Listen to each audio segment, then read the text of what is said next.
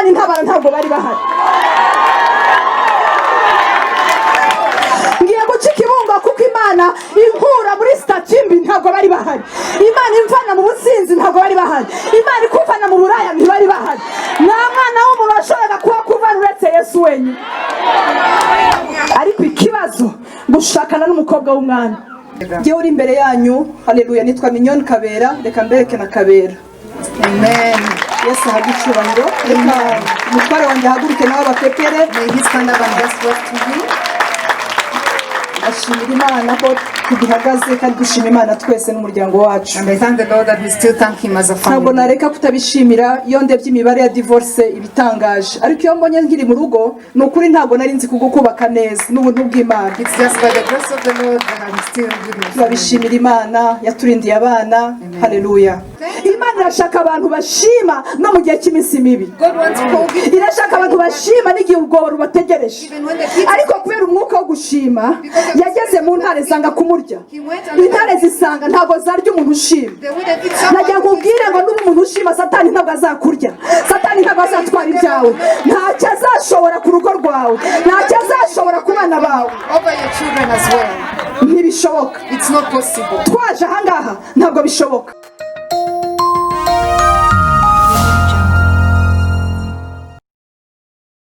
Ariyo mpamvu ngira ngo mbasabe duhaguruke kubw'icyoro cy'Imana kiri hano hantu.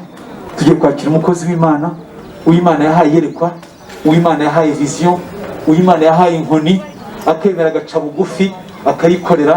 Munyemere duhaguruke dukomere Imana amashyi, dushimire Imana, duhimbaze iyo Mana yacu, tuvuga ngo haleluya, kandi ko dukomeza gusenga no kumushyigikira. Imana imukoresha no kurushaho na henshi hose ibitangazo bikomeze bikoreke.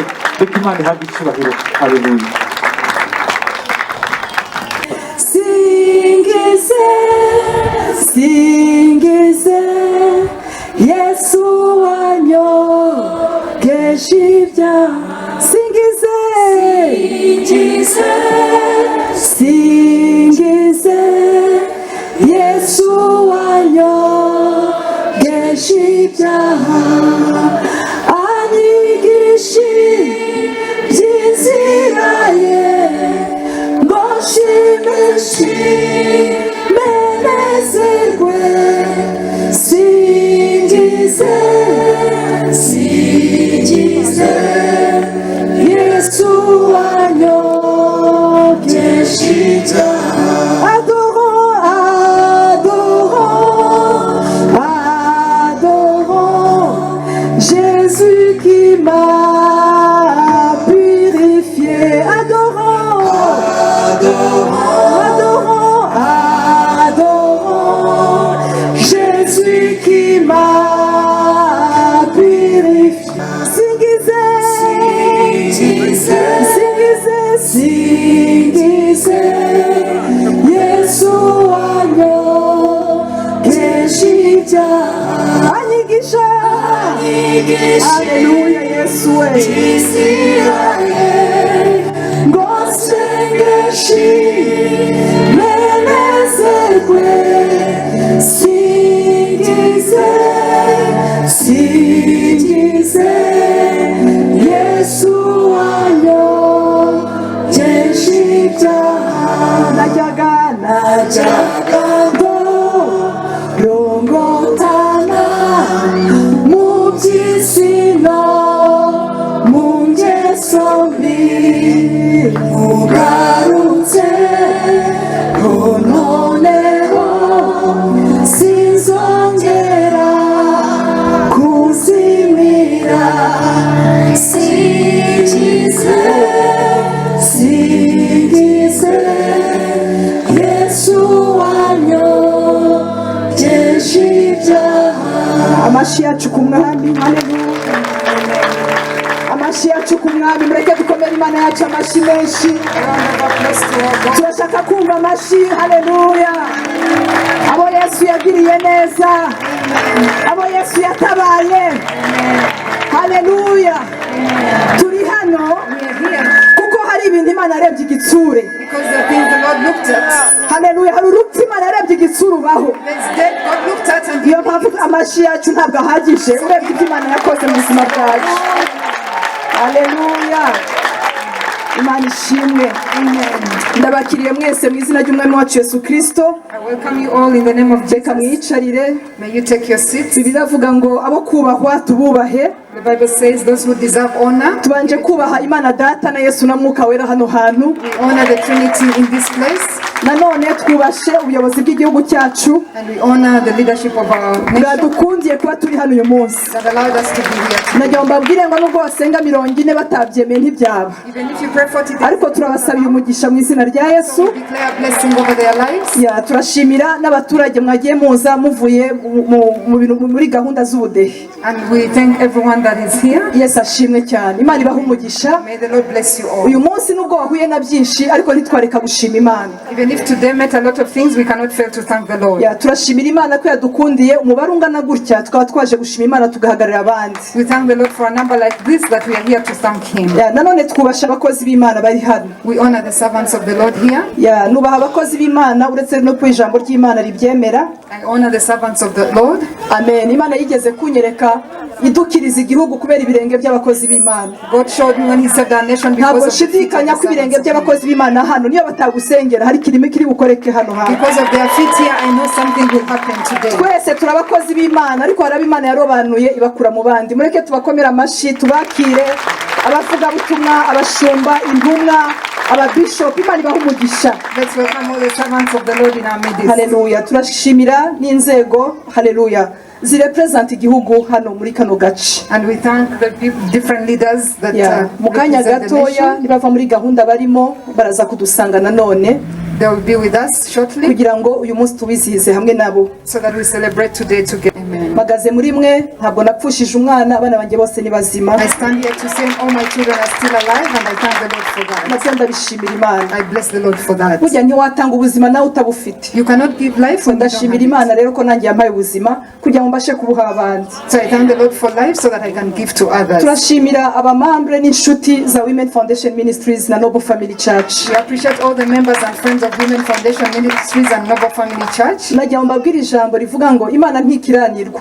I want to tell you the word that says God is not Ngo fair, yibagirwe imirimo mwakoreye abera ngo n'uyu munsi mukaba mukibakorera. that He can forget the works you do for the righteous. Ririya jambo rirankomeza ngo Imana ntikiranirwa ngo yibagirwe. Bivuga ngo kwibagirwa ukibagirwa gushima umuntu wakugiriye neza, ukibagirwa gushima umuntu wagucumbikiye byibura n'umunsi umwe.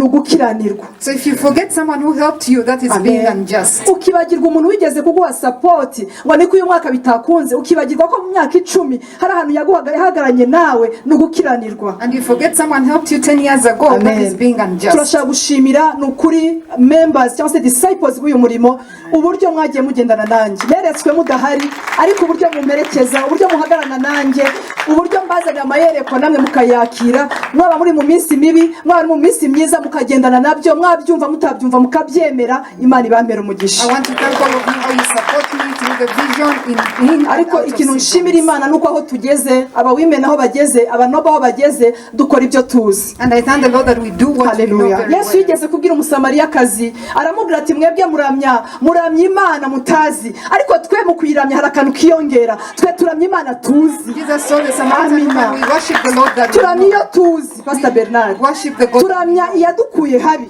the one that took us turamya out of iyatugiriye ubuntu, the one that had grace tuyiramya dufite amakuru, dufite ubumenyi, and with information. tuyiramya tubizi neza, And we do it very well. tuyiramya atari ibintu byo gushakashaka, ntabwo tubyinira ubusa, And we don't dance for nothing. tubyina tuzi iyaduhagurukije akatugirira neza. We dance because we know what He did for Yesu abwira us. umusamariyakazi ati ariko wowe uraramya iyo utazi, He told the ariko Samaritan twebwe woman, abayuda, but us Jews, twebwe ababanye nayo, us who live twebwe twabanye n'Imana, twe twumvise ivuga turi mu masengesho y'itatu, twe twabanye nayo mu masengesho y'iminsi 7, twebwe yabwiye ngo izavana ku cyavu nta shusho, the one who told us turamya iyo tuzi. we worship the one that we know. Ndashaka abantu bari hano bavuge ngo turamya iyo tuzi, We worship the God that we know. ariko ntabwo uyizi koko.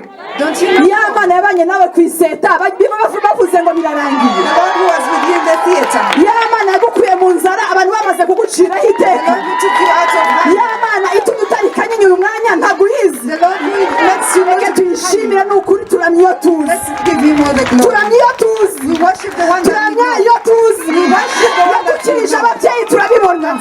Yagirije mama accident ndabibona. God saved my mother from accident muri 1991 in 1991. nari ngiye kujya mu mutuku I was almost going to, kuko nari ngiye kubura umubyeyi nari nsigaranye because I was almost losing my sinari nzi mother. umuntu wantabara And I didn't know anyone to sinari nzi rescue umuntu me. wangirira ibambe ariko Imana iravuga ngo mama wanjye abeho arabaho But the Lord said my mother should turakomeza turabaho Imana iturinda kuba mayibobo and we didn't become street kids. haleluya iyo bigeze mu gushima When it comes to wibagirwa thanksgiving, pozisiyo wibagirwa amashuri wize wibagirwa aho ukomoka gushima tubigira umuco let's make Thanksgiving a culture. ndanezerewe cyane Amen. amena Amen. nari nzi ko uyu munsi ntari buvuge kubera amajwi nari nzi ko ndi bubiharire haleluya pastor Jean Baptiste n'abandi ariko abantu barambwe nk'umuyobozi kameme haleluya kuri Thanksgiving Yesu ashimwe Amen. numvaga ntari buvuge kubera impamvu zimwe Yesu I ashimwe thought maybe I wouldn't say ariko something, ngomba kuvuga iyi but Imana I have to speak for our. turamye iyo tuzi We worship the God that we turamye iyo know. tuzi The God that we know. ndaramye Imana yampaye umugabo di ikamuvana kuri goma ikamwumva And I worship the Lord that gave me my husband. abakobwa bateye neza bari muri uyu mujyi ariko jye ntacaho And then ariko mwavuze ngo haleluya hallelujah. mwavugiye ngo Imana Imana. ndashimira Imana I bless the Lord. yes abanyabwenge basa ariko mwaretse haleluya Amen. ndashimira Imana I bless the Lord yanyizeye ikampa gushumba abakristu nkabo that trusted me and gave me sheep like ayo you. ntize barayanyigira haleluya Amen. Hallelujah. Amen. uzi gutambuka ukumva ufite PhD kubera abakristu uyoboye bayifite You know, when you move, you feel like you have a PhD because of the Christians that have it. aretse tugashima uyu munsi haleluya ko gushima birimo ikintu cyo kwirata buta So today is Thanksgiving. Let's thank the Lord. umudiho ntabyina mama Lionel arawumbyinira The dance I cannot make, Mama Lionel does it. gira umuntu ubwira ngo umubwire kure ngo Imana yatanze ihumure impande zose So tell your neighbor, God has given comfort and consolation all sides. gushima Amen. gushima Thanksgiving. gushima Thanksgiving. gushima Thanksgiving. gushima Amen. Mana we mureke tuvuge nkunda ibyanditswe I love scripture amina nkunda ibyanditswe kubera ko nibyo bituma tubivuga neza bituma tutavuga ibigambo tukavuga ijambo I love scripture because you say the amen word. haleluya Amen. kubara Numbers. amen oya ni Levitike n'abalewi Amen. abalewi 22 29 ndabizi ko hari abantu badakunda ifu y'ingezi badakunda ibyo bintu badakunda abalewi badakunda kubara iyo babwiye Matayo bajya mu mwuka ariko tujye mu balewi I know people who don't love those scriptures. Yesu ashimwe Amen. turasuhuje n'abantu bari hirya ku isi harimo abanyakenya harimo abisirayeli niyo mpamvu batubwiye ati ese ko mwatwibagiye muri iyi minsi mutakidusemurira none umusemuzi arahari We want to greet everyone who is following us as well. abalewi 22 29 Pastor Bernard nawe araza kuba ari hafi aho amen araza kuba ari hafi hano nashaka yegera aha amen araza kujya nsomera ahantu hamwe na hamwe abalewi 22 29 Leviticus 22:29. kandi nimutambire Uwiteka igitambo cy'ishimwe mujye mu gitambo uburyo butuma mwemerwa ndagira mbabwire ngo ishimwe ryacu ryemewe Our thanksgiving has been accepted. bagira adusomere haravuga ngo kandi nimutambire Uwiteka igitambo cy'ishimwe mujye mugitamba uburyo butuma mwemerwa mu gitambe mwiyaranje pasiteri mwiyaranje ku buryo icyo gitambo cyemerwa bivuga ngo icyo gitambo gitambe ariko wongereho umuziki n'akadiho ku buryo cyemerwa Offer your sacrifice. ntabwo but let it nabyumvise be neza accepted. icyo gitambo gitambe ariko uniyizire nk'uko waje Offer the sacrifice, but also be available kugira ngo cyemerwe so that it is accepted. mukore uburyo bwose amaturo yanyu sapoti yanyu ibyo mwakoze byose ibintu mukora mushyigikira umurimo w'Imana ntimubireke gusa ahubwo mumushyiraho akarungo Do everything, ariko but mwaretse nkavuga ngo amen Pastor Jean Baptiste twongera akarungo spice it up. igitambo cyawe minyo yego naraguhamagara umupasiteri ariko ongeraho uburyo wakwambika abapasiteri 70 mu cyaro kugira ngo byibure igitambo cyawe kigire gute cyemerwe. Yes, I've received your sacrifice, but add something so that it is amen accepted. 30 haravuga ngo ku munsi cyatambiweho umunsi noneho wa Thanksgiving uyu munsi twaje hano haleluya ndashaka kumva haleluya inoze Hallelujah. ku munsi munsi cyatambiweho aba ari wo mukirya aba ari wo mugira gute pastor? mukirya Ehe. ntimukagire icyo musigaza ngo kirare nduwiteka. Pastor, abantu batanga ishimwe ry'umushusho. People give praise that has. Yewe ni bande abantu bakunda umushusho? Kera nakundaga umushusho nkiri muto. How many people love Noneho this? baba ari umushusho w'isombe n'umuceri bagashiramo agasenda. Hari ukuntu iyo byaraye bibamo imvange, umuceri, isombe, agatoki karaye gasigaye bakabikubitamo. Ariko burya kugira ngo umushusho ushuhe, For it to be hot ni again, umushusho nyine ntufata umuriro, it doesn't really become. biragorana mu buryo bukomeye cyane. It is very hard. Ahangaha haratubwiye ngo ku munsi cyatambiweho It says on the same day that aba ari wo it's given, mukirya, eat it. ntimukaraze ishimwe, Don't say, ntimukareke amashimwe yanyu ategereza next week. don't let your praise Amashimwe yanyu ntagatekereze ukwezi gutaha. Don't let your praise Gushima n'ubu, praise is gushima ni none, kuko ejo naho Uwiteka. because tomorrow belongs to the Lord.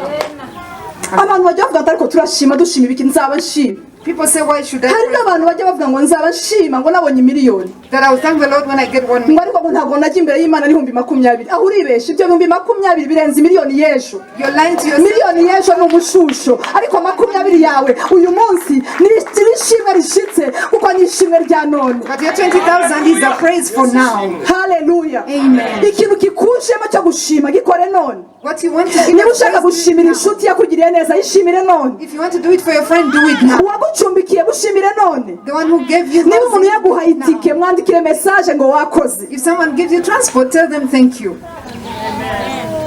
Bene data dushime, Let's learn how ariko to praise. igitambo cya none And in now, tugomba kukirya none. and we have to Uyu eat munsi it. twaje kurya igitambo So cyacu. today we've come to Uyu enjoy munsi our twaje sacrifice. kukirya. We've come to enjoy. Ntimukagire icyo musigaza. And don't keep. Hari abantu bakora montage mu gushima. There are people who edit in Thanksgiving.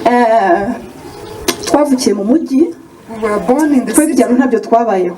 and we've not lived in the village. Sinarwaye imvunja. I didn't even. Ntawabikubajije kandi warazirwaye. No one has asked you, but you're already saying. Ariko aho hantu But in that same harimo place, kutuzura. it is not complete. Ariko haravuga ngo ntimukagisigaze. It says don't Ntihagire icyo musigaza ngo kirare ndi Uwiteka. don't leave anything because I am the Lord. 32 ngo ntimugasuzugure izina ryanjye ryera That don't despise my holy kugira ngo nerezwe Abisirayeli. for me to be made holy for Israel. Ngiye kuvuga ku ishimwe kuri Thanksgiving. And I'm speaking about Thanksgiving. Kandi ndavuga, murabizi ko uyu munsi mvuga nkavuga na speech, mvuga ibintu bibiri, mvuga ijambo umwanya muto nkavuga n'icyatuzanye. I share the word and then I say why we are here. Najya mbasabe dushime byuzuye. So let's have a full Thanksgiving. Dushime byuzuye. Let's have full Reka Thanksgiving. dusome Daniyeli 6 ku murongo w'10 kugira ngo abantu bashobora kuba bafite iminsi mibi nabo bumve impamvu bagomba gushima. Let's look at Daniel 6. Daniyeli 6 ku murongo w'10. Daniel 16. Amagambo. Dusome mu izina rya Yesu. Hari amagambo avuga ngo nuko umwami Dariyo ashyiraho ukuboko ku rwandiko rw'iryo tegeko. Maze Daniyeli yumvise ko urwandiko rwashyizweho ukuboko Ajya hehe? ajya iwe. Ego. Kandi amadirishya y'inzu ye yari akinguwe yerekeye Yerusalemu. Akomeza kujya apfukama 3 ku munsi, asenga Imana ye akayishimira. Aho niho nshaka pasta akagira ati akayishimira akagira ati akayishimira nk'uko yari asanzwe agenza. pasta aha hantu hari mu minsi myiza kuzi Bibiliya yari yahawe urwandiko rugira gute rwo kumutumiza kwicwa.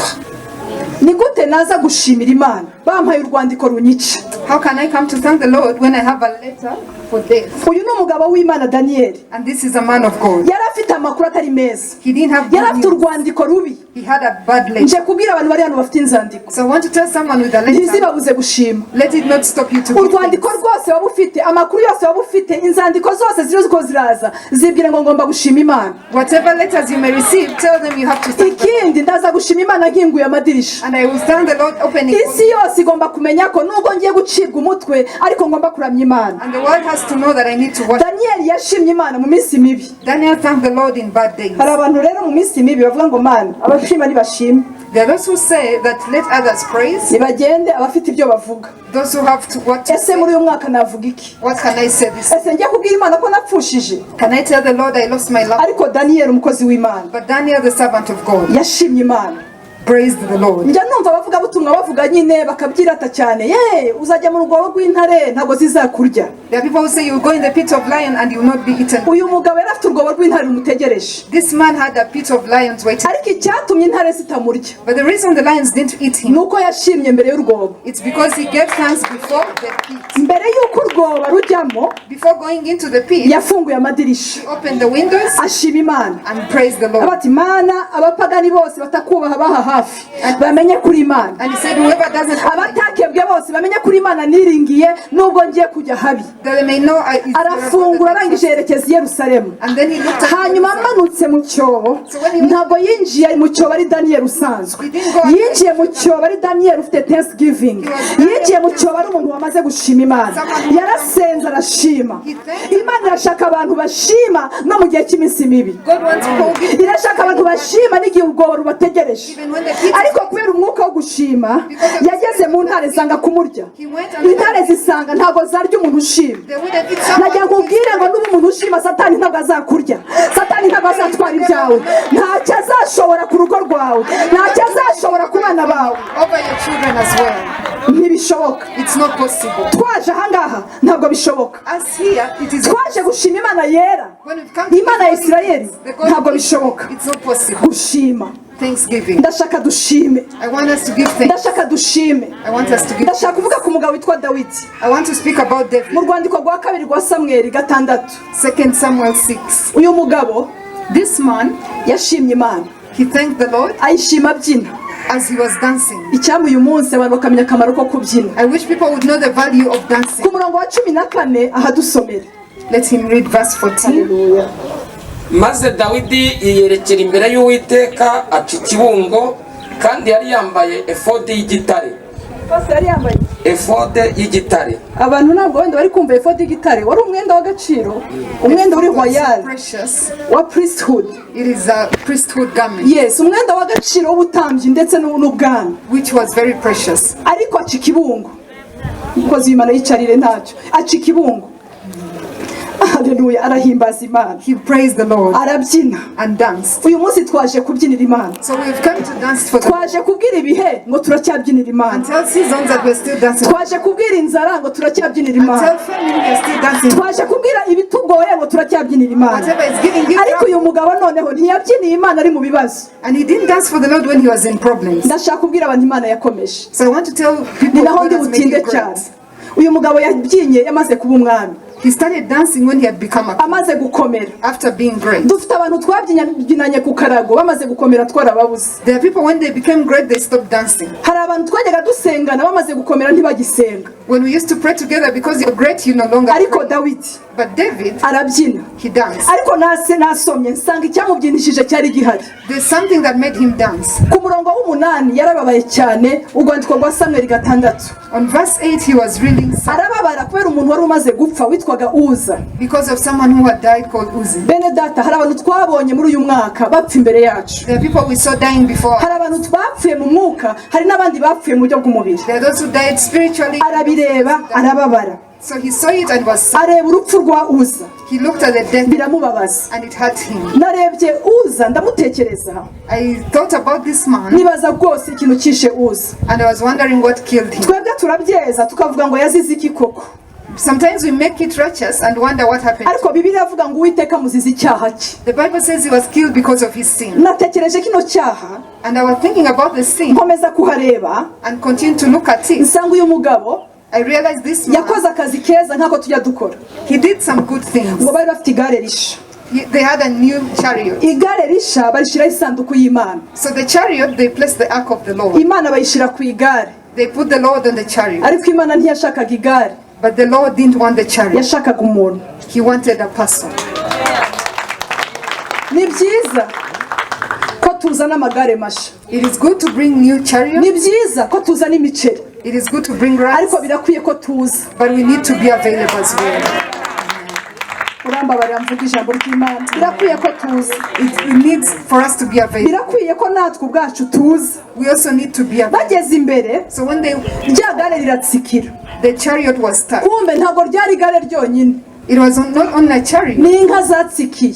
The oxen are the ones that go. Imana ijya gutwarwa n'inka turi hehe? Why does the Lord be carried by oxen? Murambabarira. Imana kukirinda gutwarwa n'inka. Why is the Lord carried by Ifite umuntu yaremye mu ishusho yayo. when He has created us in His? Ifite umuntu wabasha kuyitwara. When we can hold. Isanduku y'Imana iravuga icyubahiro cy'Imana. The ark of the Lord is the covenant of the Lord. Umugabo witwa Uza agwa aho ngaho. So this man died there. Dawidi abibonye When David saw it, aravuga ashobora kuba yarigiriye inama. I think he spoke Kuko to yagize himself. n'ubwoba isanduku y'Imana ijya ku mugabo witwaga Obededomu. And the ark of the Lord went to this man. Hanyuma And then after, turaza kuguruka nyuma ariko reka mbanze mvuge ijambo ry'Imana. let me just speak about this one. Ijya kwa Obededomu imara amezi 3. It was there for 3 months. Imara amezi 3 kwa Obededomu. For 3 months at Obed-Edom. Ikintu kizatuma ugumana ubwiza bw'Imana burenza amezi 3 What will make you remain with the glory of God for more than 3 ni months ukwishima. is to give thanks. Abantu benshi babonye promotion ariko ziri temporaire, ariko kugira ngo uzagire promotion ihoraho ni ubuzima bwo gushima Imana. For you to have a lasting promotion, Haleluya. amen. Kugira ngo uzagire promotion ihoraho For you to have a lasting ni promotion, ukugira ngo ugire uhorane ubuzima bushima Imana. you have to give thanks to the Lord. Yes, ashima. Attention. Mufashe. Haleluya. Yes, we. Amen. Yes, ashima. Turizeye ko hari imbaraga z'Imana zo gushima. Mureke duhe Imana icyubahiro. Tuyishyire hejuru yonyine. Hano hari amavuta menshi reka arahari. Yes, ashimwe cyane. Amina. Amen. Bawari uvuge haleluya huri. Uyivuge cyane. Amen. Abantu bashima Imana ntibahahamuka. Amen. Dukomeze. Turacyakomeje gushima. Muracyafite maturité yo gushima. Dawidi isanduku y'Imana arayibona icikiwe ijya kwa Obededomu. Hanyuma aza kuyibona igarutse. Nagira mbabwire ngo iyo ugeze kubona ubwiza bw'Imana bugenda ukagirirwa ubuntu ukabona hari akantu gatumye bugaruka, ntuzabukinishe. Abantu bigeze kugira ibihe byiza bikagenda nibo babikumbura. Iyo ugira ubuntu ukabona biragarutse bya bihe ntuzabitesha agaciro. Uzahita uvuga uti Imana nibigomba ndacika ibungo, abantu nibashaka bankoze isoni bambwire ngo ntabwo mfite ubwenge ariko ndagushima. Iyi mbyino yakoze ndaza kuyihuza n'icyongereza gato ngo ni vulgar dance. Mu Gifaransa ngo ni danse iri vulgaire. Sinzi ukuntu bivuga mu Kinyarwanda. Ni imbyino bwa mugenzi ngo iri vulgaire idasobanutse. Mujye musoma indimi zose. Pastor ni imbyino abantu mwiganye bakureba bakavuga ati kuzi ko Pastor Jean Baptiste twiganye mu mategeko noneho byagize gute? Byari ivanze. Ni imbyino umutware wanjye ashobora kundeba akabata ku bintu minyoni nashatse.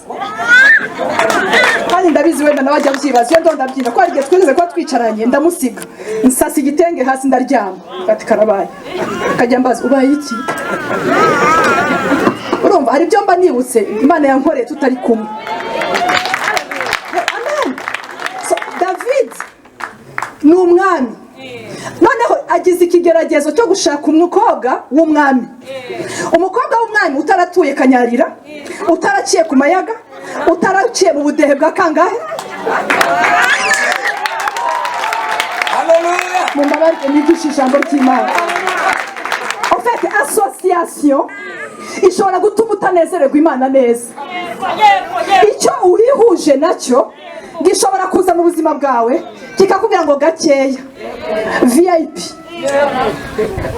Umugore babanaga ntabwo azi yuko ntabwo babanye ari inyuma arwana n'idubu. Yesu wangu, umugore we ari mu butayu adafite minervare ntiyarahari. Muranyumva bene data? Nje kwigisha ngo ishimwe ni iry'umuntu ntabwo ari iry'abantu. Ndumva mfashijwe niyo naguma hano hantu jyenyine ariko ndafashijwe vraiment. Ishimwe ni iry'umuntu si iry'abantu. Noneho umuntu agahura n'undi tugahurira hamwe tugafatanya gushima Imana, ariko buri muntu wese afite volume ye, afite volume ye, afite umudundo we, afite aho bigera, afite aho bisunikira. Haleluya! Hari umugore wasengeraga mu badive, ndamuzi, Amina. Baramubwiye ati wa mudamu we, sindi bumutinye, yitwa Mariya, uzagabanye aleluya zawe tuzaguha ibiringiti. Arihangana rimwe, arihangana kabiri, arihangana gatatu, rimwe araza aravuga ngo haleluya, na bya biringiti mubyihorere.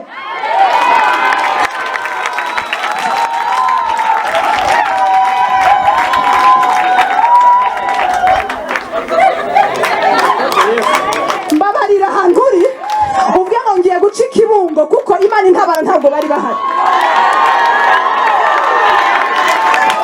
Ngiye guca ikibungo kuko Imana inkura muri statimbi ntabwo bari bahari. Imana imvana mu businzi ntabwo bari bahari. Imana ikuvana mu buraya ntibari bahari. Nta mwana w'umuntu washoboraga kuba kuvana uretse Yesu wenyine.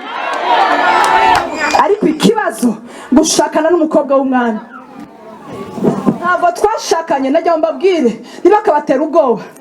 Najya mbabwire ngo umukobwa w'umwami yabonye, ntiyamuboneye ubuntu. Muzabisome, muzabisome. Yaramukoreye. Pastor Jean Baptiste yabyigisha neza cyane. Yarabikoreye. Dote, Pastor bagoye mikro, Dote yigenje ate? Dote bamusabye ibinyita bingahe? 100. Ibinyita 100 by'Abafilisitiya babisabye Dawidi. Arangije agira ate? Arabitanga. Abona iki? Umugore. Murumva umwami yaramugiriye ubuntu. Hari ukuntu umuntu aba muri position ukagira ngo abantu bamugiriye ubuntu. Najya nkubwira ngo aho hantu Imana yaguteretse, Imana ibaha umugisha ko bakugiriye neza, ariko si bo bahagushize. Ikikwereka ko atari bo bahagushize nuko bajya bahinduka bakahagukura, ariko Imana ishimwe.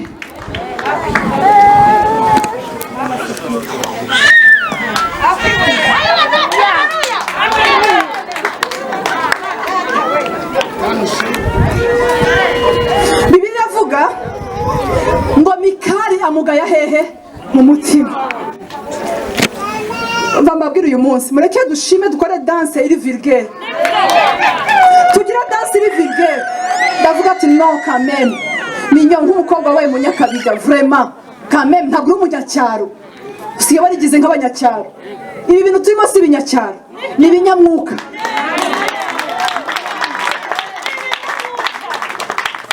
Bwana sifiwe sana. Amugaye mu mutima. Arangije Dawidi kumba harashima, atazi ko madame yagize gute, yamugaye mu mutima. Ndiho ndihuta. Hanyuma aravuga ati ubwo amaze gushima mu bantu, ngo agaburira abantu abitaho. Bene data, gushima bijyanye no gutanga ikiryo. Niyo mpamvu uburyo tuje tukabikora biri muri Bibiliya. Iyo tuje tukagaburira abantu biri muri Bibiliya. Tugomba kugira ubutumwa bwuzuye mu buryo bwo mu mwuka no mu buryo bufatitse. Amaze kugaburira abantu arataha, ngo ajya noneho uhansomere kuri 20 disi. Pastor arataha azi ko madame yishimye, kumbe yamurungurutse ngo mwidirisha. Iyo turiho turashima abantu baturungurukira hehe? Mwidirisha. Uyu munsi Satani uri mwidirisha nje kumubwira yuko atazatubona. Twaje gushima Imana. Dawidi nawe asubiriwe gusabira abiwe umugisha. Umva Pastor yaratashe gute? Asubiye iwe amaze kubyina. Haleluya. Agiye gusabira abo mu rugo rwe umugisha. Maze Mikali mwene Sawuli arasohoka gusanganira Dawidi. Aramubwira ati ariko uyu munsi ko umwami wa Israeli yari umupfasoni, ubonye ngo yibeyurira imbere y'abaja n'abagaragu be, nk'umuntu utagira umumaro iyo yibeyura adafite isoni. Pastor abagore barafuha, abantu ntabwo bajya bakunda gusoma hano hantu. Uzi ko umugore yavuze niyo abyinira imbere y'abandi, uzi kugira ngo yigire kuri imbere y'abaja. Ubu niyo yari yafushe cyane. Imbere y'abaja bo mugaragu we, maids mu Cyongereza. Komeza. Dawidi asubiza Mikali ati nabikoreye imbere y'Uwiteka wantoranije akandutisha so n'urubyaro rwe rwose. Ngiye gusoma twihuta icyambere. Nabikoreye imbere y'Uwiteka wantoranije. Ntabwo nabikoreye abantu madamu. sinabikoreye abaje twicaranye, nabikoreye imbere y'Uwiteka wantoranyije, antoranya udahari, antoranya nta bantu bagize inama, arantoranya, nabikoreye imbere y'Uwiteka. Icyo ni icya mbere. akandutisha so n'urubyaro rwe rwose. Icya kabiri, andutisha so n'urubyaro rwe rwose. Nagira nkubwire ngo wicaye aha, hari abantu Imana yakurutishije. Ushobora kuba utabizi, ushobora kwireba hasi, ariko burya haraburuta. Amen. Gatatu, angira umutware w'ubwoko bw'Uwiteka, akangira umutware w'ubwoko bw'Uwiteka aribwo Isirayeli. Icyo ni icya gatatu. Nicyo gituma nzajya niyereka imbere y'Uwiteka. Nzajya niyereka abantu, nzajya niyereka imbere y'Uwiteka. Abantu nibashaka bandeba, ariko niyeretse nde? Uwiteka. Kandi ku bwanjye Yego. nzarushaho kwigira insuzugurwa no kwicisha bugufi, ariko abo bajuvuze bazanyubaha. Abo bajuvuze bazagira gute? Bazanyubaha. Mukomeze mushime Imana, muyihimbaze, muyibyinire, mukoreshe ibintu byose bishoboka, muhimbaze Imana yanyu. Ntabwo abantu bazabasuzugura kuko mwaramije Imana, ahubwo ababaja bazarushaho kugira gute? Kububaha. Iyo umuntu aciye bugufi, Imana iramwubahisha. Muzi ikintu cyahise kiba pastor cya gatandatu, hahise haba ikintu bita transfer. Uyu munsi hari transfer.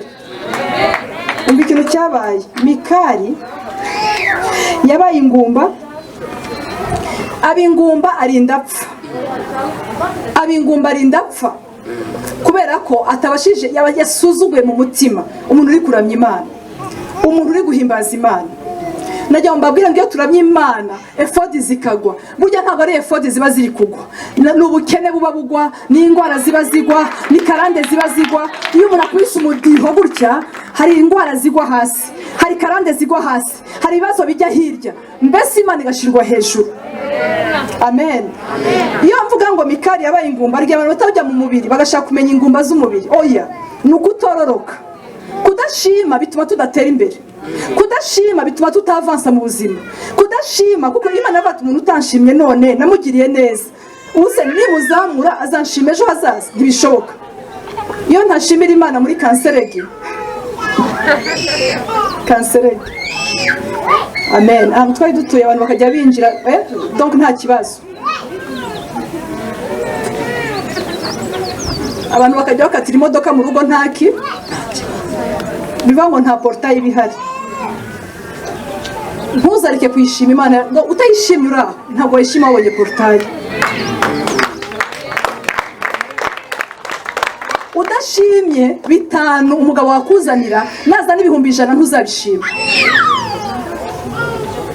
Udashimye ikarito y'amata ntabwo uzashima toni. Gushima ntabwo ari uburemere bw'ibintu, ni umutima w'umuntu. Nari ngiye kuvuga akantu, uburyo nteye mu gushima nibyo bibyara caractère, sinzi ukuntu nabyita, attitude mfite niyo ibyara, haleluya, niyo ibyara gratitude, niyo ibyara ikintu cyo gushima muri jyewe. Kandi nanone namara gushima nkahita nzamuka, nkajya mu yindi altitude, nkazamuka nkagera ku rundi rwego. Imana idufashe tutazamera nka Mikali. Ngiye kurangiza mvuga umunsi watuzanye. Reka ndagirize kuri iki cyanditswe. Dusomereza buri 119 164. Ahantu hansinze ndibaza ko nawe wenda hagutsinda. Zaburi 119 164. Somere mu izina rya Yesu Kristo. Hari amagambo y'Imana avuga ngo uko bukeye ngushimira karindwi amateka yawe yo gukiranuka. Abakunda amategeko yawe bagira amahoro menshi, nta kigusha bafite. Umva pastor ngo uko bugize gute? Uko bukeye gushimira karindwi. Pastor Bena wowe ubishobora ibyabye byaranani. Uko bukeye gushimira kangahe? Karindwi. Mbabara wibaza uyu munsi wowe ushima kangahe? Niyo mpamvu uyu mugabo avuga ngo umugabo ufite umutima w'Imana. Ntabwo waba ufite gusenga ugashima Imana kangahe? Karindwi ku munsi. Hama ngo uzabe umuntu usanzwe. Ariko hano aravuga ngo uko bukeye nshima karindwi. karindwi ngo mana hahandi warahabaye baba bisha wandinze ndabyibutse cyagiye wanyishuriye amadeni cyagiye wantambukije ibyobo bitandukanye ye bari bagiye kumira ariko urahaba birindwi bikuzura uko bukeye ndashima nkaruhuka nkongera nkashima nkaruhuka ku munsi nkagushima karindwi nasanze ntarahageza ariko byibura twebwe twaje kuri Thanksgiving Day mureke uyu munsi tuwuhindure ubuzima bwacu tuwuhindure ubuzima bwo gushima iteka Imana ibampere umugisha ikomeze kubagirira neza amen.